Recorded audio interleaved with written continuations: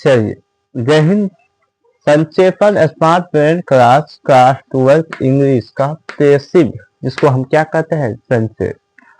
तो हमारे एम्प्लीफायर भाषा में इसको प्रीसेट भी हम कहते हैं, पर आप इसको समझना है, इसको पैसिव कहते हैं।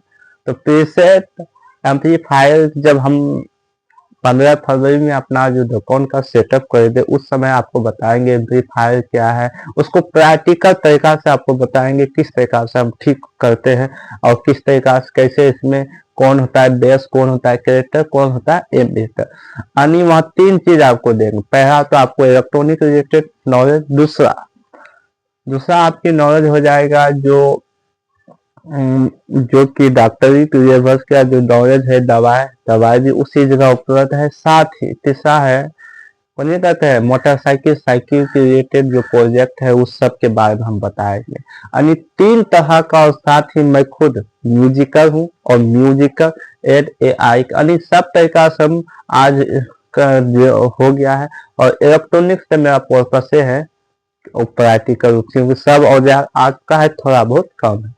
तो आज जानेंगे प्रीसेट यानी पैसिव। तो यहाँ तक समझ गया, आगे चलते हैं।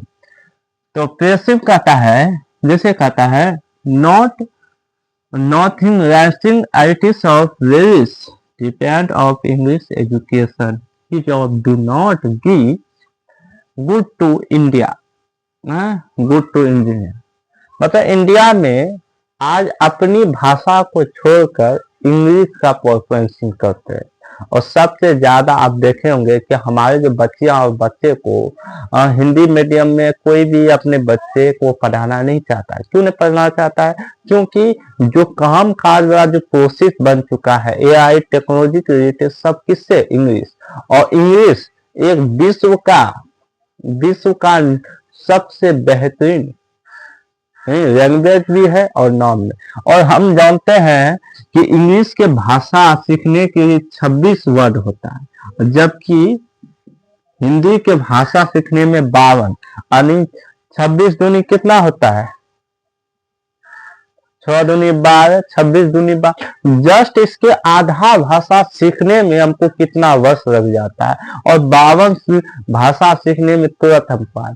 ये इसलिए होता है क्योंकि इन्वायरमेंट आपकी जैसा होता है, उस जैसे हम हिंदी प्रदेश में जन्म लिए, ये जरूरत नहीं है।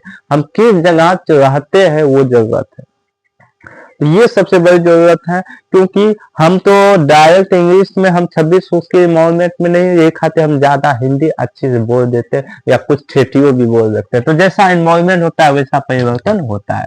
तो हम सब ज्यादा किसमें लगे फरे हैं, तो इंग्लिश नॉलेज के लिए या इंग्लिश एजुकेशन के लिए। So the idea of you demonstrations of self of your government are you it is and Western thought and culture freedom because of speaking thought to word English necessary for your international contact of you commentaries of science and commons and science।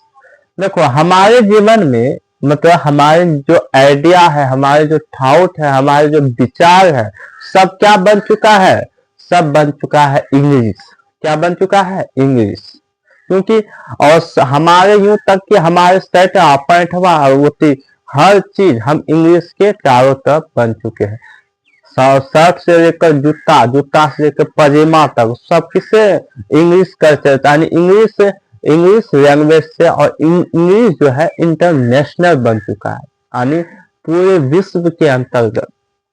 ठीक है, तो यहाँ तक कोई दिक्कत है। और साथ साथ ही साइंस और कॉमर्स और साइंस के रिलेटेड बेहद है। English is the rise and रियवेबरी thought of project great writers of you Shakespeare and Montes Populi GP Jau etc।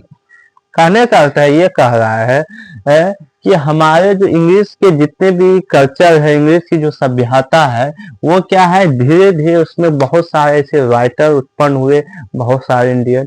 और इंडियन की एक सबसे बड़ी बढ़ोतरी है कि इंडियन को अपनी सभ्यता को छोड़कर दूसरे को अपनाना बहुत आसान, क्योंकि हम सब ज्यादा किसके, वेस्टर्न वेस्टर्न इंडिया के ठाउट में जी रहे हैं, वेस्टर्न इंडिया के ठाउट में, अपनी सभ्यता को छोड़कर वेस्टर्न इंडिया में।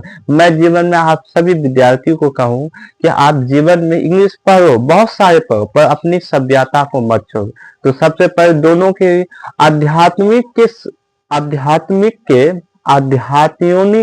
आधुनिक जो है उसको साथ लेकर चलना है, और साथ ही आध्यात्मिक को पकड़ते रहना है, क्योंकि वो आपको सेल्फ स्टडी और सेल्फ से रिलेटेड खुद को जानने का योग्य देता है।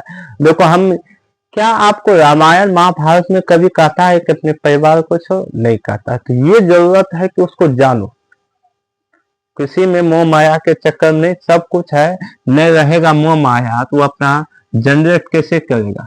यहाँ देखो, कहता है English language and English education, English language and English education. तो ये क्या है? इंग्लिश जो हमारी अंग्रेजी भाषा है और अंग्रेजी जो शिक्षा है किस तरीका से बढ़ती जाती है इंग्लिश में। तो इसकी जो सार है, संक्षेपण में क्या होता है कि कम से कम इसमें 200 से 300 क्या दिया जाता है? वर्ड दिया जाता है, और इसमें क्या लिखना है? संक्षेप लिखना। संक्षेप मतलब एक छोटा सा वर्ड, और इसी का कंटेक्स्ट हमको कुछ छोटा सा इसी के रिलेटेड हम लिखना है।